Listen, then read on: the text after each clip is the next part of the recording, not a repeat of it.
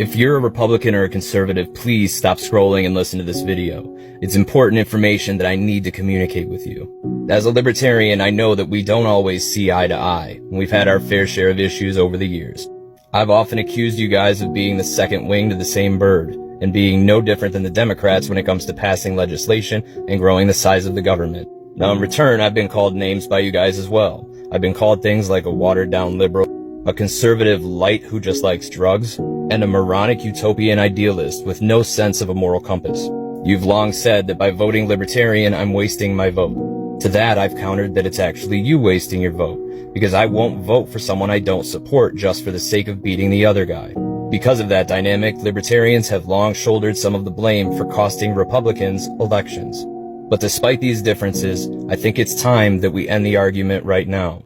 Because you guys are never coming back from this one. Your social policies were already just a reflection of liberal policies from 15 years ago. But the one value that you always claimed to cherish, this is why it was so important that I vote red and not libertarian, right? I don't know if you've counted yet, but there's 14 names on the screen. 14. And before someone jumps in and tells me how it's only 14, it's 14 of 50 senators. That's 28% of the people who represent your party. 28% of your pro-Second Amendment party voted in support of firearms legislation. Look at those NRA ratings. Hey NRA, you might want to reevaluate your scoring process after this. And these weren't like outlier Republicans from Democratic states who just happened to sneak into the Senate. These people are from the heart of Trump country. I live in New York. We had a congressman in the House of Representatives who voted in favor of the gun legislation. You know what happened to him? The 16 Republicans in this area banded together and put so much pressure on him that he announced that he's no longer going to be running for re-election. If a ragtag group of pathetic New York Republicans can do that, what's your excuse here? I want you guys to do me a favor,